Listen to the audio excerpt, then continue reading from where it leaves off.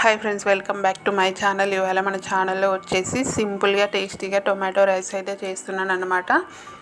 So దానికి వచ్చేసి ముందు స్టవ్ ఆన్ చేసి కడాయి పెట్టేసుకొని ఆయిల్ వేసుకోవాలి. ఆయిల్ కొంచెం హీట్ అవ్వగానే అందులో పోపు దినుసులు అయితే వేసుకోవాలి. ఇవి కొంచెం ఫ్రై అయిన తర్వాత కట్ చేసి పెట్టేసుకున్న ఆనియన్స్ అండ్ అలాగే 2 పచ్చిమిర్చి చీలికలు అయితే వేసుకోవాలి. ఇవి వేసుకున్న తర్వాత మంచిగా ఫ్రై అయిపోవాలి ఆయిల్లో. ఇవి ఫ్రై అయిపోయిన తర్వాత చిటికెడంతా పసుపు అయితే వేసుకోవాలి. ఇదంతా కలిసేలా బాగా మిక్స్ చేసేసుకోవాలి.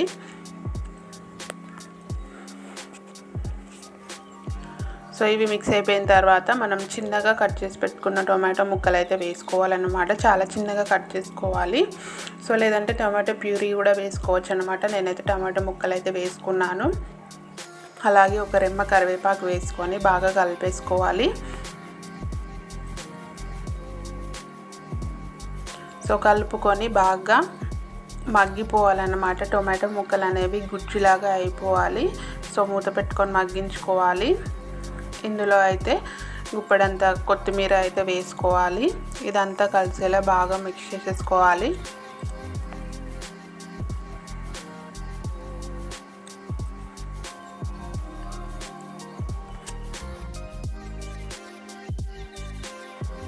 ఇదంతా గుజ్జులాగా ఫ్రై అయిపోయిన తర్వాత ఇందులో వచ్చేసి కారము అండ్ అలాగే పచ్చిమిర్చి వేసాం కాబట్టి చూసుకొని వేసుకోవాలి. అలాగే టేస్ట్కు సరిపడా సాల్ట్, ఫైనల్గా వచ్చేసి గరం మసాలా అయితే వేసుకోవాలి. ఇదంతా వేసుకొని మంచిగా కలిసేలా బాగా మిక్స్ చేసేసుకోవాలి. మనం వేసుకున్న కారం, ఉప్పు అనేవి పచ్చివాసన పోయే వరకు అయితే కొంచెం ఫ్రై చేసుకోవాలి. సో ఇందులో చికెన్ మసాలా కూడా వేసుకోవచ్చండి, ఇంకా టేస్ట్ బాగుంటుంది.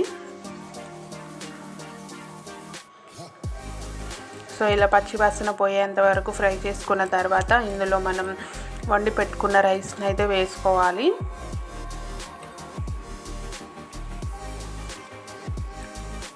మనం తీసుకున్న టొమాటోల క్వాంటిటీని బట్టి రైస్ అయితే వేసుకోవాలి. ఈ రైస్ వేసుకున్న తర్వాత ఇప్పుడు ఇదంతా కలిసేలా బాగా మిక్స్ చేసుకోవాలి.